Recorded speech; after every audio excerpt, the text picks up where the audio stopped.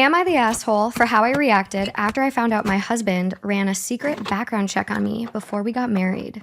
We've been married for 3 years, and I only just found out recently that before we got married, my husband ran a background check on me and my family.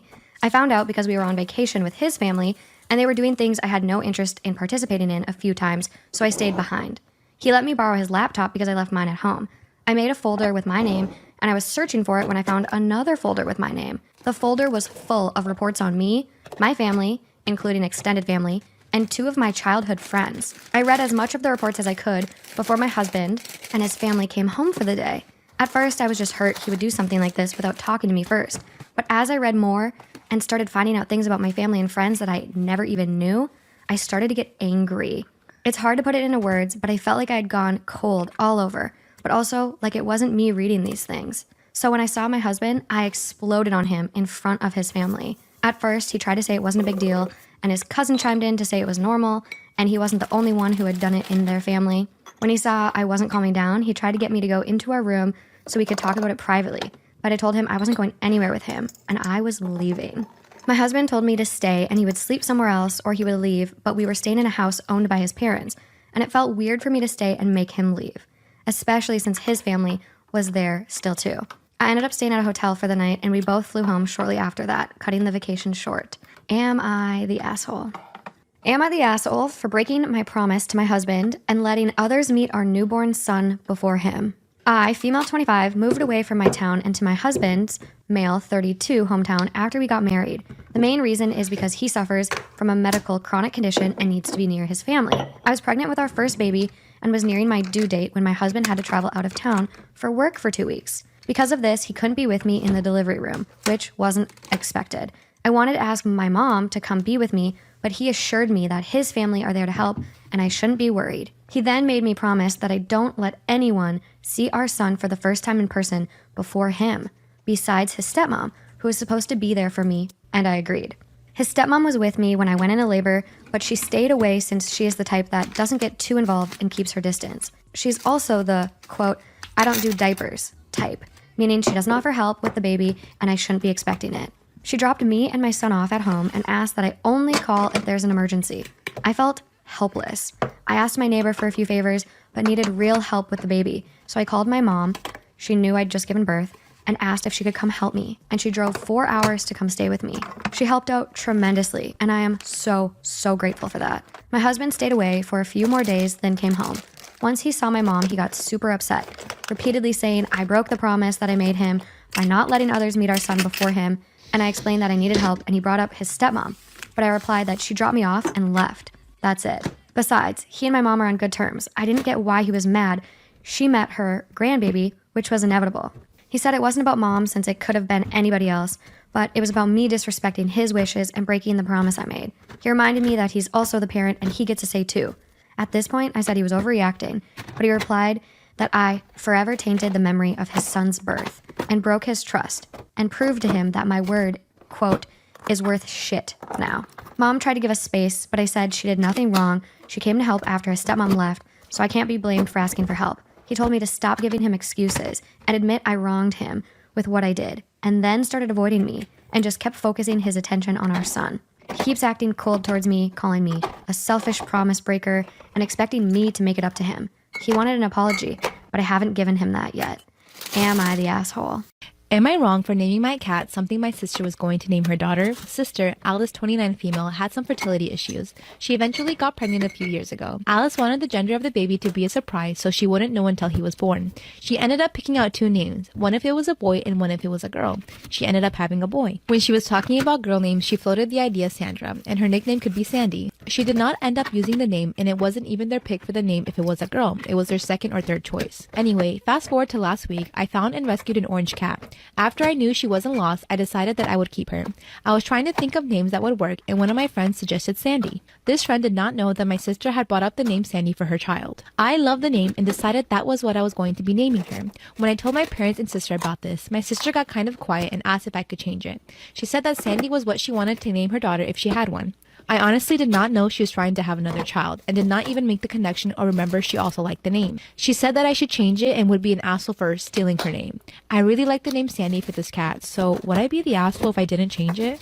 Imagine falling victim to a demented serial killer and being the only one of his victims that survives to tell the tale. In September of 1992, Jennifer Asbenson was a young 19-year-old nurse living in Palm Springs, California. She had just missed her bus while buying candy for the disabled girls that she worked with at a nearby hospital. During this time, a serial killer who had brutally murdered 5 women was on the hunt. Jennifer was visibly distressed because it was 9:50 p.m. and she worked a 10 to 6 shift. A man pulled up to her after noticing her distress and offered her a ride. At first, Jennifer turned him down, but she had already showed up late to work 3 nights in a row and she was told if it happened again that she'd be fired. As he started to drive away, Jennifer changed her mind and got in his car. When he dropped her off, he asked her for her number. She didn't want to blatantly reject him, so she gave him a fake number and went to work. When Jennifer gets off at 6 a.m., she sees his car waiting for her. He asks her if she'd like to get breakfast and she tells him that she couldn't. He then talks her into at least giving her a ride home and she accepts. As they're driving, he pulls out the number she had given him and his whole persona shifts. He screams at her that he called the number and some old lady answered. He instantly bashes her head in the dashboard and ties her wrists behind her back. Jennifer is in complete shock and terrified when she sees the gun. He puts her seat all the way back and drives her out to the desolate desert. As Jennifer watches the telephone poles pass, the realization sets in that she might never leave this desert. When he stops, he uses a weapon to tear off her clothing. Jennifer recalls the look in his eyes being dark and of pure rage. At this moment, she knows that he's done this before. He tried to assault her, but he couldn't perform, which only angered him more. The level of violence escalated as he strangled her. As her vision went blurry, she felt an overwhelming calm sensation wash over her as everything went white. Suddenly, she felt herself come to again and watched as he was pounding on her chest. She was ready to accept death and just told him to do it. However, he wasn't finished with her, and wanting to continue her torture, he grabs a bag of sharp weapons out of the trunk. She refuses to die being cut up into pieces and tries to escape. He follows after her and catches her, dragging her by her hair through cacti and gravel. He put her in the trunk, battered and bloody, and starts driving. In that moment, Jennifer remembered her grandmother and prayed to God for help. She recalls getting a hysterical amount of energy and splitting the twine apart that was holding her wrists together. She then manages, by some miracle, to tear through the latch of the trunk and open it. This is when the man pulls over, gets out, and slams the trunk shut again.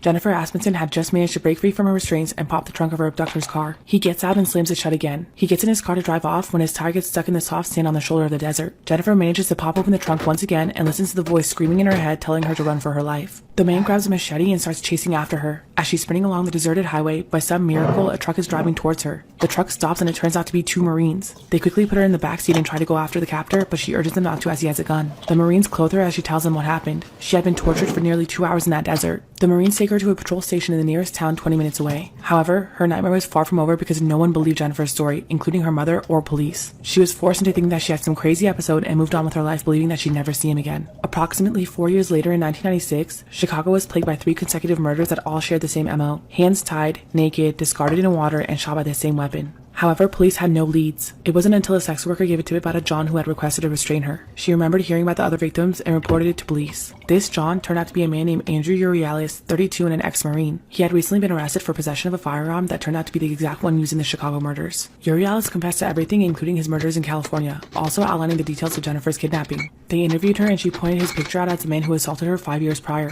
Urialis had murdered 8 women and Asbenson was the only one who survived. She attended every trial and testified against Urialis. He was found guilty of his crimes and put on death row. In 2018, he was sentenced to death in California. Less than a month later, he carried out his own sentence and killed himself in his cell. Jennifer went on to become a proud mother, public figure, author, and wife. She released her book, The Girl in the Treehouse, about her ordeal in 2018. She also starred in an episode of I Survived a Serial Killer. Am I the asshole for refusing to fire my personal trainer per his wife's request? I, 43 female, hired my personal trainer Alex in mid-2018 through the gym. I asked for someone who understands chronic pain because I've had it for 20 years and need help managing it. Swimming did wonders for me until my body began to develop negative reactions to pool chemicals. This is why I decided to switch to the gym. Long story short, Alex helped beyond expectation. He helped me improve so much that a few months ago, my doctor actually switched me to mild pain medication and lowered the doses too. As a token of appreciation, I gave Alex an early Christmas card last week with $50 on it. Just a simple thank you. Today I went for solo training and a woman approached me claiming to be Alex's wife. She accused me of getting friendly with Alex and demanded that I ask the gym to switch trainers. I refused and she got aggressive, so I got the staff involved and they removed her. Later, I told friends about the incident and they said I was disrespectful and should have honored her wishes. Though I don't think Alex's wife's insecurity is my problem, I feel bad about possibly getting him in trouble at home. Edited to add that I never thought of the possibility of a stalker, imposter, and now I'm getting the chills. I never even thought of that.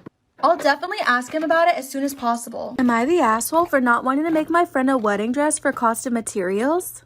I have a degree in fashion, which some people think means I can be their personal seamstress. I'm used to this problem and I don't mind helping people out, but I never work for free.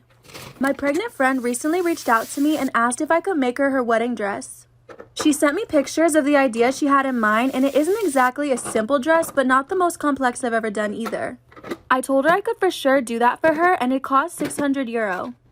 She was shocked at this and told me she thought I'd do it for free and that she'd just pay for the materials. At this point, I pointed out how many hours this would take me to do and all the hand embroidery needed.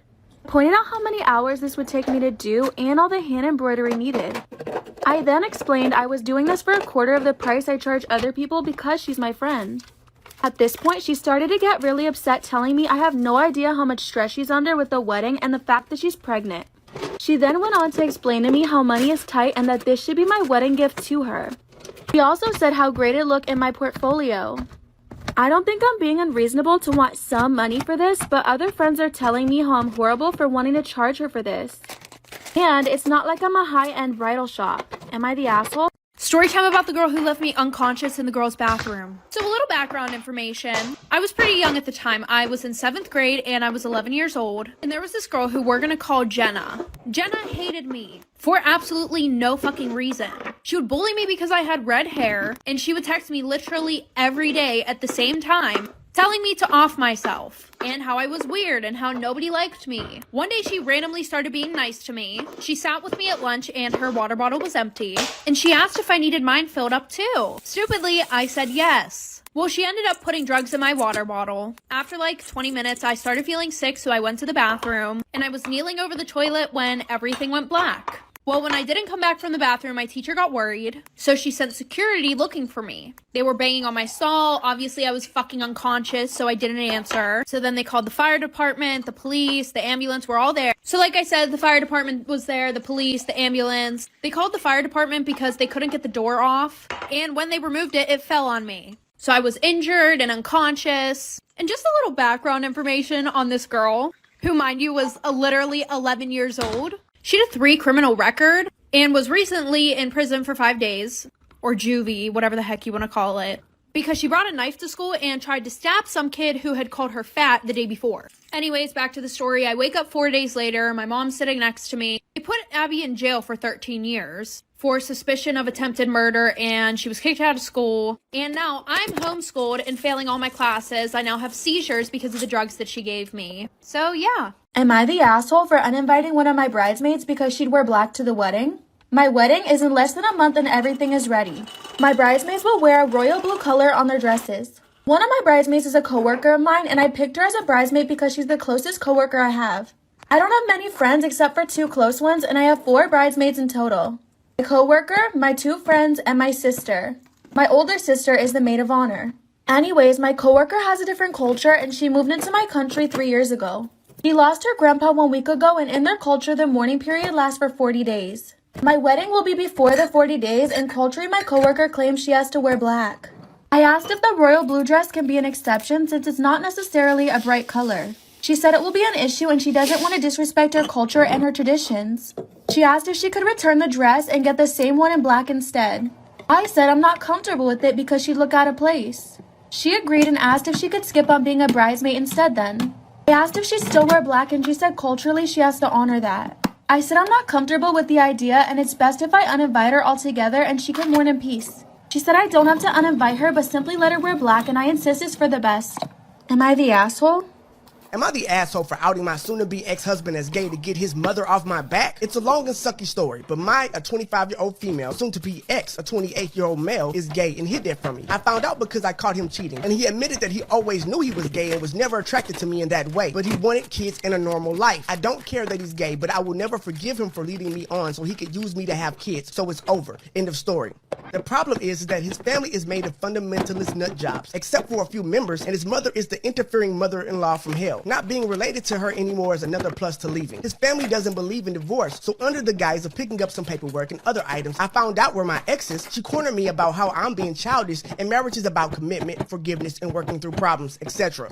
It became apparent that my ex didn't tell his family that he cheated. He told his mom that I was divorcing him because we weren't having sex often enough for me. I tried to be patient and explained that he had cheated and that's why. I wasn't going to go into greater detail because I know how his parents are and it's none of their business. But my mother-in-law still tried to give me advice, and it was that men are just that way, and if I wanted to have sex more and for him not to stray, that I should make myself more attractive to my husband and be a better wife. I had lost the plot completely. It had been a sad and hard day already, and that was the last straw. Here's where I might be the a-hole. I told her that the only thing that would make me more attractive to my ex would be a sex change operation, and that I hoped that he and his boyfriend adopted her some grandchildren so she could finally shut the hell up about it. Not my finest moment, but she had just hit the worst and rawest nerve she could have, and I exploded. It's evidently turned into a huge family drama. He's probably going to be disowned, and my ex called me sobbing, saying that I ruined his life out of spite. I don't really know how to feel about it. I do feel bad for him that his parents are such awful people and there were just no good outcomes for him, but I also feel like he made his own bed here too. But I have to ask, am I the a-hole? Am I the asshole for wanting to leave my girlfriend after finding out she doesn't want me to meet her parents because she's embarrassed of our interracial relationship?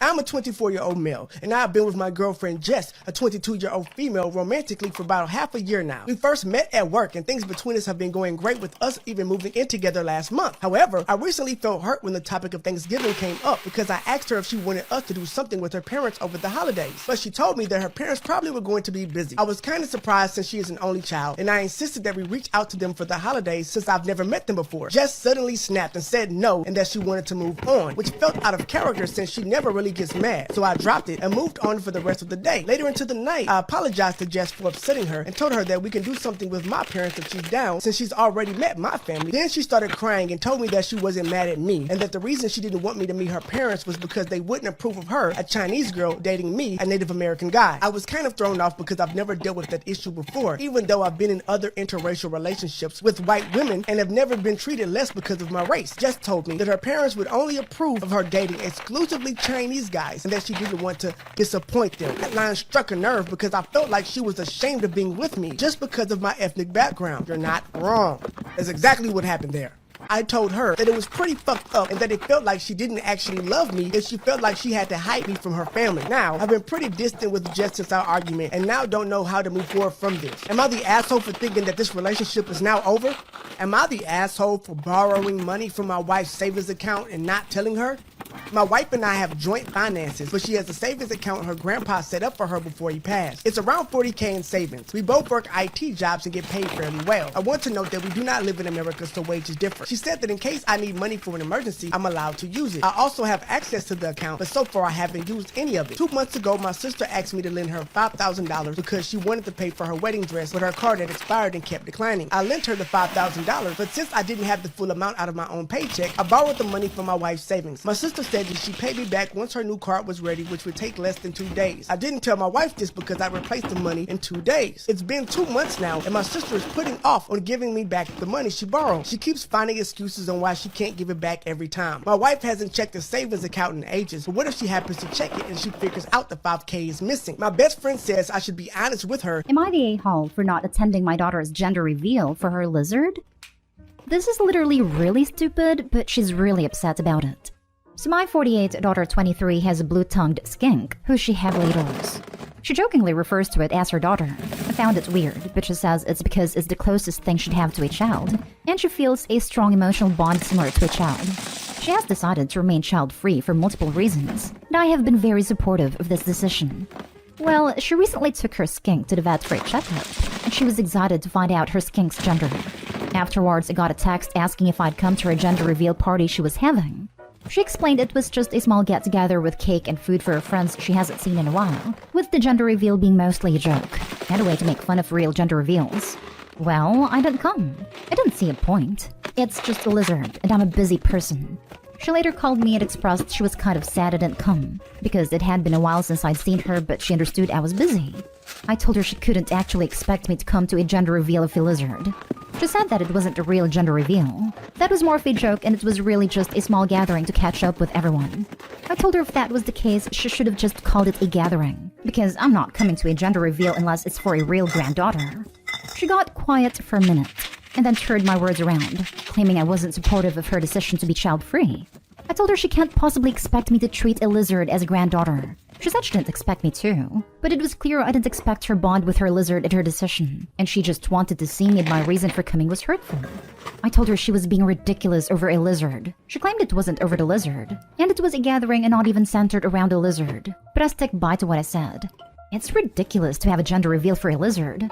She hung up, and I got a message from her best friend about how I'm an a-hole for treating her that way. But I don't think I'm the a-hole for not wanting to go to a party for a lizard.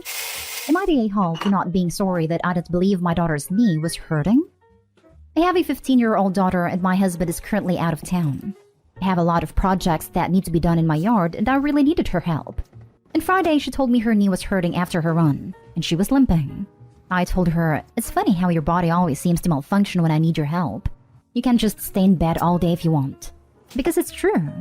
She has a history of feigning ailments in order to get out of things she does. Story time about how my boyfriend sent me proof that he was cheating on me by mistake. Disclaimer, this is not my story time, it's sent to me on Instagram. My stupid, idiotic boyfriend is so dumb. Like, seriously dumb. We've been dating for 6 months and we met on a dating app. As soon as we became boyfriend and girlfriend, he introduced me to all of his friends. And one of his best friends happens to be a girl. A very, very good looking girl. And no, I didn't even let it bother me because he told me he loved me and he liked me. And obviously, like, why wouldn't he just date her? But here's the thing. Every time I would hang out with her and my boyfriend, she would make it so obvious that she was competing for his attention. She would wear really short crop tops and show off all her cleavage, and if a big group of us went to a bar, she would make sure to get super drunk and make a scene. And anytime that she would get hit on by a guy, she would run to my boyfriend and tell her to save him. And he did everything she told him to. A few weeks ago, we were all at a house party and she made sure to only dance with him the entire night. Of course, this made me uncomfortable, so I started asking him questions. He denied everything profusely, so I just let it go. But a few days later, I get a screenshot that he obviously meant to send to one of his guy best friends about his girl best friend. And this screenshot was a picture that she had sent him, along with a few messages that they had sent each other. He told her that she looked hot in the picture, and the last message was her asking him, so when are you gonna break up with her to be with me? Mind you, my boyfriend and I have been together for 6 months. We had already talked about getting an apartment together, and I didn't see this coming whatsoever. So here's what I did. I took a screenshot of the screenshot he sent me, and I sent it back to him. When I saw that he read it, he didn't say anything. So instead, I tried to call him. Guess what?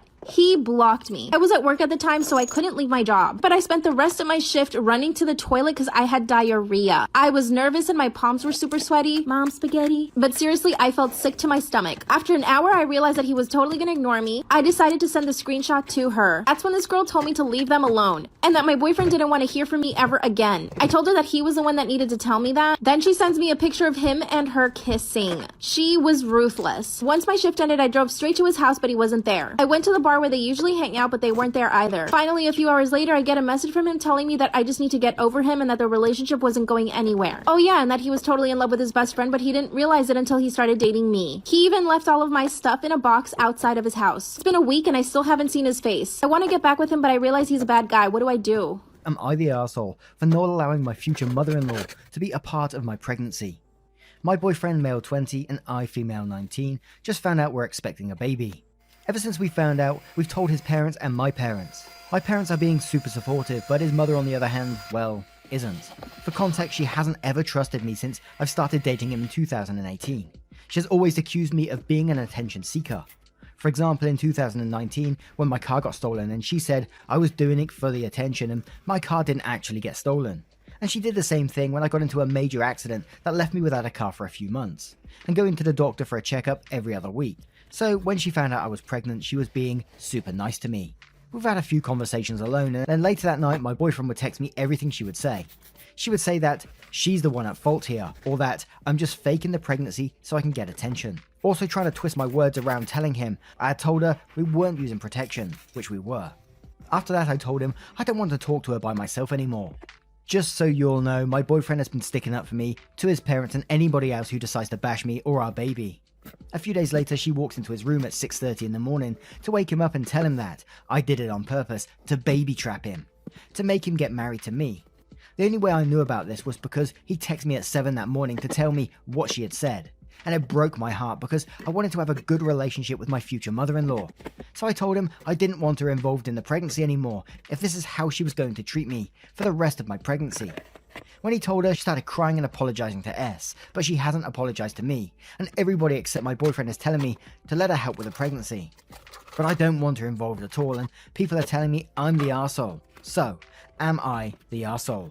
While on vacation in a city 8 hours away from home with my girlfriend, we get into a small argument, and this resulted in me leaving her stranded in a downtown area in the middle of the night. I walked back to the hotel 20 minutes nearby to cool off, thinking my girlfriend would eventually make her way back soon after. However, after 2 hours, my girlfriend was escorted back by police. Turned out, her phone was on low battery, leading her to not be able to look up directions on the way back or call for an Uber. She ended up getting lost for an hour and had to later borrow a stranger's phone to call the cops for help. I felt pretty horrible leaving her there. However, given that my girlfriend is already a full functioning adult, I didn't consider the possibility of her phone being dead. She does have a bad habit of forgetting to charge her phone. I threw her a Metro card and stormed away. She ended up overreacting to the whole situation, claiming that I abused her, packing her belongings and calling her sister on the phone to tell her about what I did. Her sister ended up blowing up my phone, calling me cruel and abusive. Mind you, I only left thinking that she'd be able to get home easily. Even though it was a couple hours past midnight, the city was still crowded with people, probably not dangerous like she exaggerated. When my girlfriend was still crying to her sister, she lied and said that she's now feared for her life, possibly implying that I threatened her. In the heat of the moment, I snatched the phone out of her hands to talk to her sister myself. She suddenly screamed to the top of her lungs, another overreaction, took her belongings and ran out of the hotel. I chased her down, but she told me that she had already booked a flight home in the early morning and never wanted to see me again. She kept saying that I hit her when all I did was try to explain myself. Her evidence being the very tiny nail mark I left on her face when she was trying to resist, snatching her phone back and didn't let me talk to her sister. 2 hours later, a police officer knocked on my hotel room as I realized that my girlfriend had gone to the police station and reported me for domestic violence. I gave my statement and they advised me to stop contacting her for the night. I didn't want this incident to ruin my hard-earned vacation, so I decided to stay for the rest of the trip like I had initially planned. After I got back, I tried calling her sister and her mom and they refused to hear my explanation. Her mom even told me that they're still being interviewed by the police to follow up on the domestic violence report. I heard her sister telling me over the phone that I will pay my price. What could that be? My parents are undocumented. Now I'm paranoid that her family, knowing this information, would call the anonymous tip line on my parents. Am I the asshole for getting into a small argument with my girlfriend and then leaving her stranded?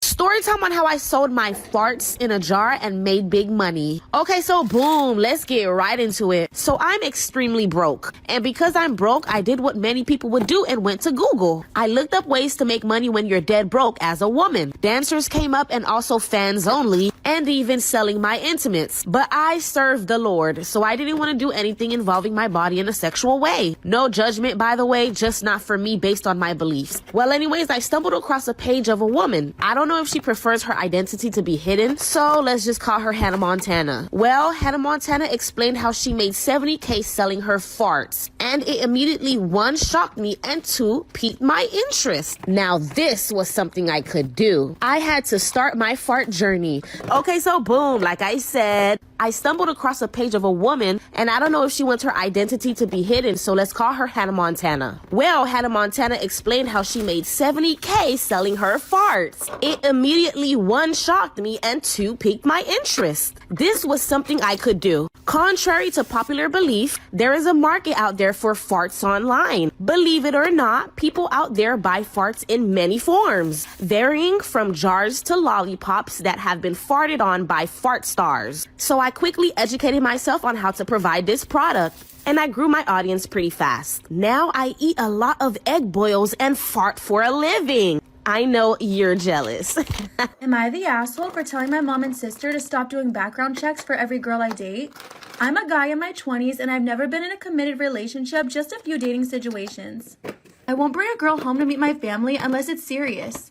However, I do post pictures with dates or my female friends on social media occasionally. My sister and mom will do background checks on every girl I post pictures with. One of my dates was finishing law school, never mentioned that to anyone, it was just said on our one single date. And my mom asked about the lawyer girl that I'm seeing. I was confused because I hadn't mentioned anything to anyone and it was one date with a girl. Apparently my mom got my sister to do a background check on the girl. It's happened with others too. Past 5 months I've been seeing this girl and we finally made our relationship official. I really see a future with her. We met at her job, which was a strip club. She used to be a dancer, but she stopped and is now working there as a bartender. I didn't mention anything to my family for obvious reasons, and since we were pretty serious, I wanted her to meet them. My mom loved her and sister was amazed by her sense of humor and style. Days passed and my mom called me saying she needed to speak to me immediately. Her and my sister ended up showing me old photos of her as a dancer. They tried to expose her to me, but I told them that I already knew. And they're now mad that I asked them to stop doing this. Is this person in the wrong for attempting to get a family with kids evicted from their apartment? The writer starts by saying they just moved into an apartment complex and their neighbors are 2 parents and 2 kids. The writer also says that the family owns the apartment and doesn't rent it. The writer's problem with the family is that their kids are loud during the day. Am I the asshole for refusing to return the $600 gift I bought my mom for Christmas? To start, I want to mention that unlike my wife, I have a very good relationship with my mom. And because my siblings can always afford pricey gifts for my mom, this year I decided to gift her something nice and expensive for once on Christmas. Though I'm currently unemployed, but I worked for the past few months and my wife and I have a joint account. The problem began when my wife found out that I purchased a $600 necklace for my mom to gift her on Christmas using our joint account. She went off on me saying I should have told her and I shouldn't have taken the money from our joint account that she uses to pay the bills and rent, especially now that we're struggling. I asked why should I tell her since it's for both of us, but she reminded me that despite that being true, 1, I no longer work, and 2, $600 is a lot and I should have consulted her, but the reasons I didn't are 1, I feel that it's my money too and I can make purchases using our joint account, and 2, I know if I told my wife she refused to let me buy the gift solely because she hates my mom. She yelled at me saying that it is her hard-earned money I threw away and needed to return the necklace, but I refused because mom already knows about it. She responded that this is no longer our joint account since I no longer earn money and that if I want to give mom expensive items, then need to earn money myself. She insisted I return it, but I said no, and it escalated to me calling her bitter and controlling after she pointed out I never got her anything in this price range. She's insisting I return it and at least get a cheaper one, but I'm done being the one with the least expensive / valuable gifts to gift in the family. She's making this her hill to die on. So, am I the asshole? Am I the asshole for putting over 100 cockroaches in my parents' bed? I am 16 female, so I live with my parents. I started having asthma symptoms a couple years ago, but only when I was trying to sleep. I would literally be unable to breathe. I've been to all sorts of specialists and put on all types of medications because all they could do was tell me it must be an allergy. Around that same time, I began seeing an occasional cockroach in my room and I would squish it and throw it out. Then the air from my vents started smelling musty. I would see more and more cockroaches. I told my parents of this and they're convinced there's not a cockroach problem. I've been seeing almost 15 to 20 in my room any time of the night or day, every day for months. I've done some research and supposedly cockroaches can cause respiratory problems. But my parents refuse to call a bug exterminator person. I'm tired of living with them and can hear them crawling in the walls. They're in my bed, I feel them crawl on me when I'm trying to sleep, and no, I don't eat in my room. I started taking a photo of everyone I killed and sending the picture to my parents. 15 to 20 pictures a day. They're pissed and insist that I'm sending the same photo over and over and threaten grounding me. Instead, I've been putting the dead ones in bags. 118 of them over 7 days. I then dumped all the bags on my parents' bed and now they're livid. Am I the a-hole for ruining my boyfriend's birthday party? My boyfriend just turned 30 on Wednesday and had a big party to celebrate it. I hadn't been feeling well the last couple of weeks leading up to it, but I was determined to make his birthday a great one. Due to my job and financial reasons, I haven't been able to take many days off, so I scheduled a doctor's appointment the morning of his birthday so I could celebrate in the evening. I found out I was pregnant during the appointment and was ecstatic. We've been trying for a baby for 6 years, and I thought this would be the perfect present for him. When I got home, there were a few people already there for the party. I asked my boyfriend if we could speak in private, and he ignored me. I asked again, and he told me that if it was so important, I could wait 5 minutes while he talked to his friend. So I just told him. He got extremely mad and started yelling in my face about how I was trying to ruin his day, and that today was supposed to be about him and not me. He told all the people there to leave and messaged everybody else to not come because I ruined the day. He then stormed out the house and still hasn't come back. I'm still so shocked and confused. He was so excited to try for a baby, but his reaction made no sense. My mom said that while it is a great surprise, I probably should have waited as it was his day. So am I the a-hole? My 42 female best friend, 42 female, told my husband, 44 male, I cheated and he's leaving. I'll go right ahead and say the obvious. I deserve this. I'm the villain. It's all my fault, I know. But my goodness, I can't handle this. I'm posting here in the hopes that someone has advice on how to win back a betrayed spouse. Back in 2001, yes, 20 years ago, I was young and dumb and did something horrible. I'd been with my husband, boyfriend at the time, for 5 years at that point. We grew up in the same hometown, part of the same friend group as kids, and fell in love in high school. We've been together ever since. After college, however, I got it into my head that my relationship was holding me down and stifling my self-expression. My best friend Julia agreed with the sentiment. Together we'd go out clubbing, leaving our boyfriends at home. We wouldn't do anything bad, but there was still a thrill to knowing that other guys were looking at us. Well, as they say, never play with fire. The more we partied, the more Julia wanted to cheat. Eventually she started making out with other guys at clubs, and I'm ashamed to say that for a few nights, I did the same, dancing with guys and kissing them. I put a stop to this after a few such incidents.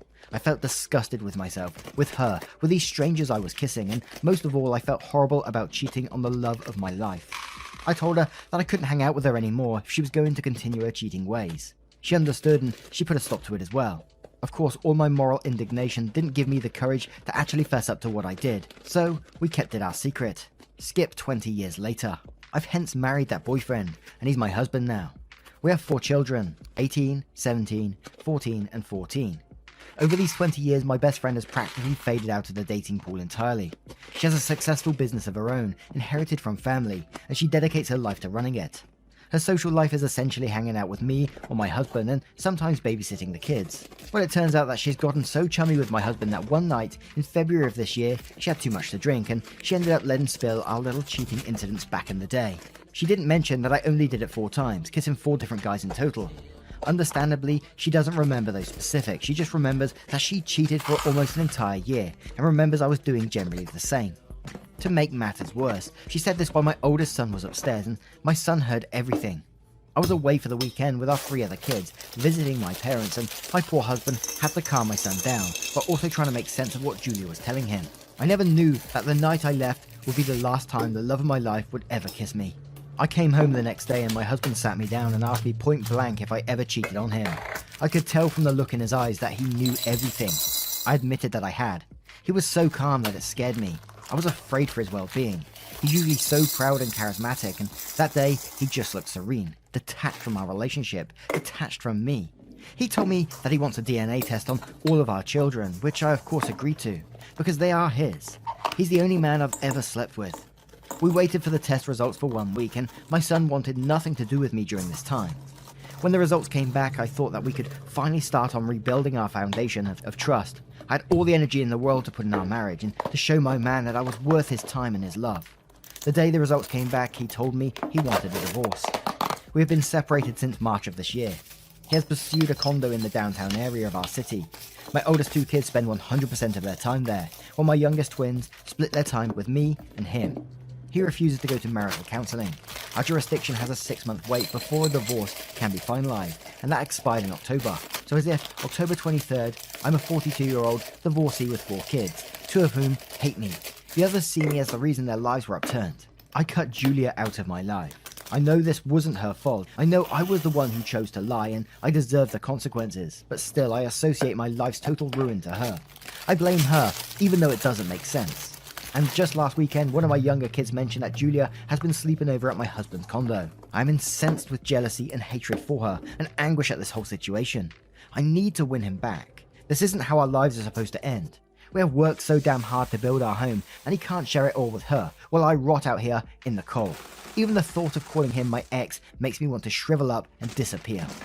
I'm literally gonna lose my mind. So today I was picking my sister up from school. And as we know, I don't go to public school anymore. But there's this one girl who hates me. But I have never seen this girl in the school parking lot, ever. I assume they take the bus, but I've never seen them there, ever. When I would pick my friends up from school, I would never see them. When I literally went there, I would never see them in the school parking lot. I just assumed they took the bus. Well, I get to the school to pick up my sister 10 minutes early. So I just choose a random parking spot next to 2 random cars. And I guess my luck just couldn't get any worse. As all the kids start to come out of the building, I'm waiting for my sister to get in my car. I see a special someone who literally, we have beef. Beef on beef on beef. But we have not talked in months or seen each other in months. But there's beef there. So I see her and I'm like, oh, she's not gonna come by my car. She starts to walk towards my car. So I lock my doors. Because if I get into a fight on school premises on a school I don't go to, baby, that's a felony. Baby, that's a criminal charge. She's walking closer and closer to my car. I'm literally preparing myself for this girl to try to get me out of the car to fight me. But then I get to thinking, what are the odds that I park next to her car? And apparently the odds were very high, because that's exactly what happened. She walks past my car into the car next to me. We stared at each other.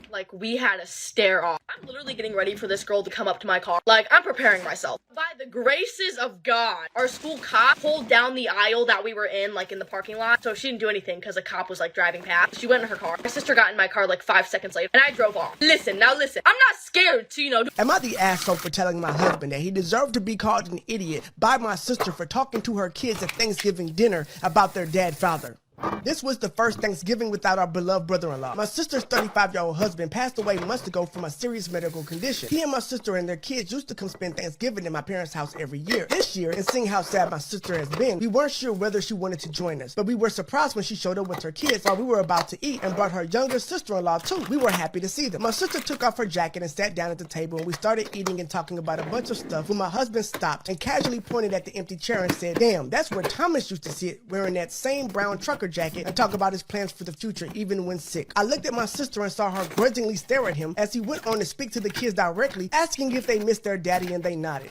Yeah, because what kids who just lost their dad a month ago don't miss him? He then looked at my sister, then back at the kids and said, "Oh, please don't be so sad, because daddy's just going to sleep just like we all do, except he won't ever wake up." We were all shocked as my niece started crying, and suddenly my sister got up from her chair and started unloading on my husband, calling him an idiot and that he should have kept his mouth shut and not talk to the kids like that. My husband got up from his seat and got into an argument with her, and I got involved trying to calm them down, but my sister told her sister-in-law to get the kids ready to leave and took her stuff. I tried to follow, but she told me to leave her alone. I've done enough already. I went back inside and my husband said he was just trying to comfort the kids and didn't understand why she went off on him like that. I was pretty upset, and later that night my sister called saying her kids are now traumatized and terrified of sleeping, thinking they won't wake up just like their dad after what my husband told them. I said, "Oh my God, I'm so sorry." Then literally got into a big argument with him as he tried to say he's a victim and my sister was overstepping by calling him an idiot and humiliating him in front of the whole family. I said he deserved to be called an idiot and more after the messed up line he told the kids, and let him know he just traumatized his niece and nephew while this whole situation was preventable. He threw up his hands in frustration and took the phone and bag and left the apartment after saying we were all being too much and unfair to him over an innocent attempt to comfort the kids. He thinks I should be with him, not against him. If my dad's watching this, I'm gonna tell you right now, Dad, save yourself the tears. So almost everything I do to my appearance, I do behind my dad's back. Hair color behind his back. Tattoos behind his back. Sorry, Dad. And piercings behind his back. But I literally almost got kicked out because of this. So earlier this year, around April, I only had my septum pierced. That was the only piercing I had. But my sister had her septum pierced and both of her nostrils pierced. And I was like, that's not fair. That is not giving fairness. So I'm like, yo, Mom, can I get my nose pierced since my sister did? And she's like, yeah, that's fine. Like, that's fake. I'm like, okay, cool. So I asked my dad, I'm like, yo, Dad, can I get my nose pierced since, once again, my sister has hers pierced? And he's like, no, you can't. How come she can have her nose pierced, but we're literally the same age? So that peed me off a lot. So I told my mom that my dad said yeah. My mom was like, okay, cool, we'll make an appointment. So I was like, okay, bet.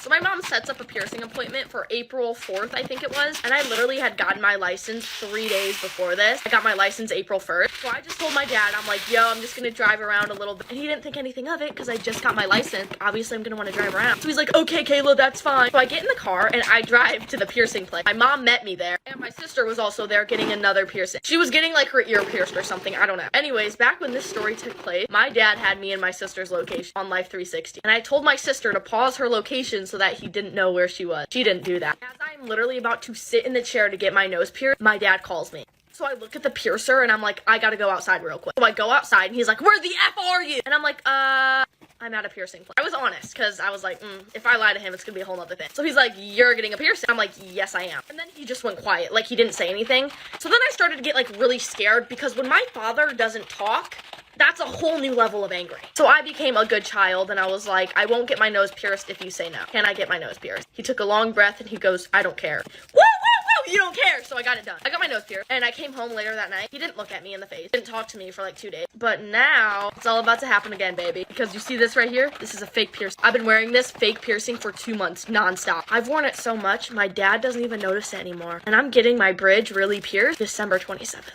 I'm ready to start the new year off with a bang. And that bang is getting my dad angry. I'm sorry, Dad, but like, it makes me happy. And if I'm already gonna glue a fake one on my face, I just well get the real deal. You know what I'm saying? Promise, I'm a good kid. Just, I like to modify my body with piercings. And I don't think that's bad because my grades are straight A's. I don't skip school. I have a job. So like, let me get a piercing! It's a freaking piece of metal. So yeah, boo-hoo, wait.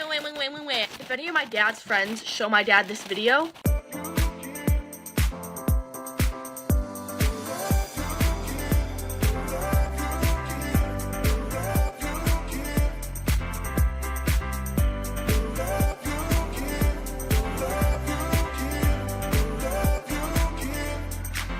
makes me feel so fine, so fine. Makes me feel so fine, so fine.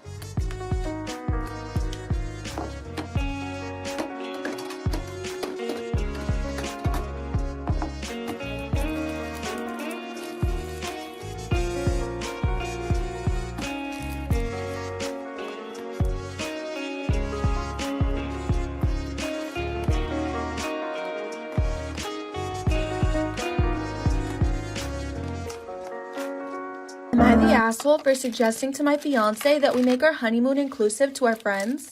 I'm getting married in 7 months, and 1 week after the wedding, we will plan our honeymoon. It will be a resort out of country and around a 2-hour flight. The place we were going has always been a dream destination of me and my friends. When I told them where we planned our honeymoon, they said how jealous they are and how they wish they could also go.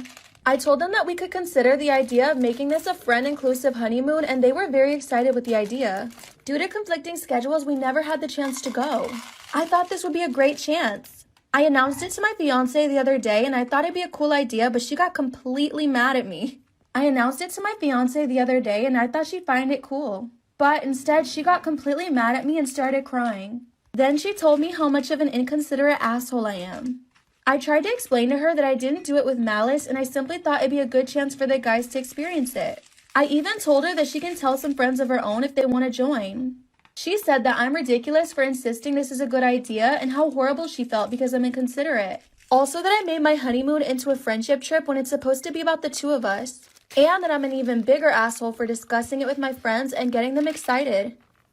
Storytime about how my parents caught me selling my undies online. Disclaimers is not my storytime. Send me on Instagram. I'm extremely spoiled. My family is extremely rich. This allows me to buy whatever I want. The problem is my dad caught me sneaking out of my window, so he grounded me for 2 months and took away my allowance. And my allowance is a lot. My dad usually gave me $150 a week. With that money, I would go to Starbucks every single day before school, and I would also treat my friends to Starbucks every now and then, more like every day. My friends and I would go to restaurants and have fancy dinners and lunches, and I also had a car. I would also go shopping almost every single Friday with my friends. I would get manicures and pedicures, and I could basically buy myself whatever I wanted just by asking my dad for the money. But now that I was grounded, that was not going to happen. By the way, I'm 20 now, but this was 3 years ago, so I was 17 when all of this happened. I can confidently say that I was like the queen bee in my high school. Number 1, I was in the cheerleading squad. Number 2, I was super pretty popular and had lots of money. Therefore, everyone wanted to hang out with me. I knew that I needed to maintain my status and also the life that I had become accustomed to. Not being able to go to Starbucks every single morning really made me depressed. That probably made you roll your eyes, but I said what I said. Now, there was no way I was gonna go get a job somewhere. You would never catch me working at a cafe or a restaurant or something like that. So I knew I had to start making my own money online somehow. I did some research and found out that people would sell pictures and video of their feet. So I signed up for this stupid website and decided to do it. The problem was that by the end of the week, I had only made $46. This was clearly not enough. So I did some more research and found out that you could actually sell your undies. So I took my last $200, went to Victoria's Secret and stocked up on undies. I signed up to this website and within a week, I had about 80 orders. So that means in 1 week, I sold $2,000 worth of my own underwear. This is when I realized that I could charge way more than I had been. So I doubled the price and the following week, I made $4,000. So here's the first mistake I made. I decided to tell my girlfriends about it and they decided to sign up and start selling their own undies. After a month, all of my friends and I were selling our undies, and we were all making bank. This also meant that we were spending lots of money. I started buying designer handbags and shoes. One of my friends even put a down payment to a car, and her parents started asking her tons of questions. And so did mine. When my parents realized that I was buying all these designer bags and shoes, they started asking me questions. I was strong and I kept my mouth shut. Now my friends, on the other hand, who were also selling their undies, one of them got questioned by her parents and she gave up all the information. She even told her parents that I was the mastermind behind everything and that I had told all the other girls to start selling their undies, which was true. So it was official, I had been caught. Of course, my mom's friend runs straight over to my house and she starts spilling all the beans to my parents. My dad and mom came straight to my room and started rummaging through everything. That's when they find all my purses, my shoes, had stacks of cash in my drawers, and under my mattress. All of my friends got grounded, but my parents decided to take it a step further. They were so disgusted with me that they actually kicked me out of the house. But the good news is, I had a lot of money, so I got myself a really nice apartment. So jokes on my parents. With all the money that I made, I decided to start a side hustle. I have my own employees and run my business from my house. My parents and I still talk, and my dad's even invested into my new company. When I look back at what I did, I do feel shame, but at the same time, I've become so successful from that money. What should I invest in next? Story time about when I stuffed my face with edibles before dinner with my wife's parents. Recently, I traveled to Denver, Colorado with my wife and her parents. As a resident of a non-legalized state and as someone who is too much of a pussy to regularly buy illegal drugs, the thing I was looking forward to most was the chance to buy fancy legal tree.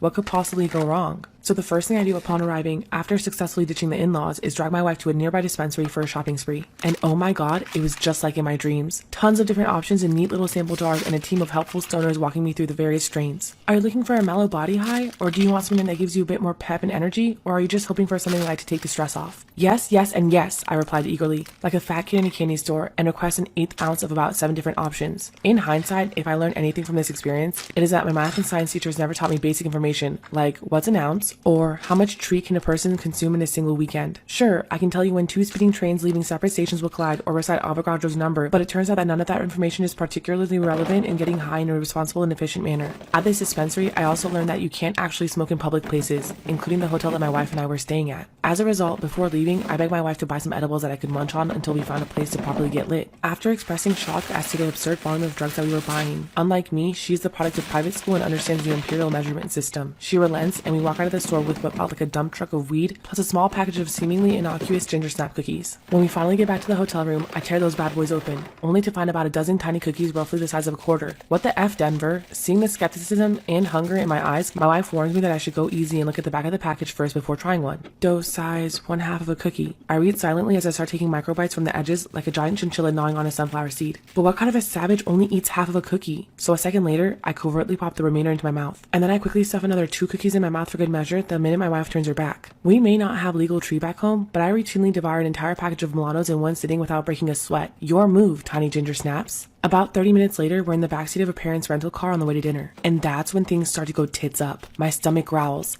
Loudly and angrily. My wife looks at me with inquisitive eyes that seem to say, diarrhea, but I merely clutch my tummy and mumble something about altitude sickness. You didn't eat the whole cookie, did you? She asks, 10% in genuine concern and 90% seething in irritation. Of course not, I respond, avoiding eye contact for the remainder of the car ride. A few minutes later, we're climbing out of her parents' rental car and heading into some trendy farm-to-table restaurant. I don't remember how I made it to my seat, and I don't remember even looking at the menu, but I do remember the concerned look on the waiter's face as he asked me if I was doing all right. Keep it together, man, I say to myself. My wife's sudden groan suggests that I may have also said that to the waiter. Things are going downhill fast. The waiter nods sympathetically, takes our orders, and then heads to the next table. The moment he walks away, my wife is staring daggers at me. I start to worry that the jig is up. You are sweating from your entire face, she says, both with pity and disgust. Not quite knowing what to do, I reach for my napkin and proceed to blot my cheeks, nose, neck, chin, and forehead. Things only go downhill from here when my wife's mom looks at me with concern and asks if I'm alright. She asks kindly, yeah, the food's just a bit spicy. I reply, far too quick to realize that we had literally just ordered and there was nothing on the table except for a basket of dinner rolls. My wife kicks me under the table to grab my attention. Bathroom, now, she hisses. Get it together. I reluctantly get up from the table and head for the toilet. After splashing several handfuls of water on my face, I approach a urinal and start to pee. Now, one of the more disconcerting effects of those tiny ginger snap monsters is feeling that time has become untethered from reality. As I'm peeing, I start to get the very unsettling feeling that I have been taking a piss for the better part of an hour and that my wife must be pacing around the restaurant worried about me. But deep down, I know that this is absurd.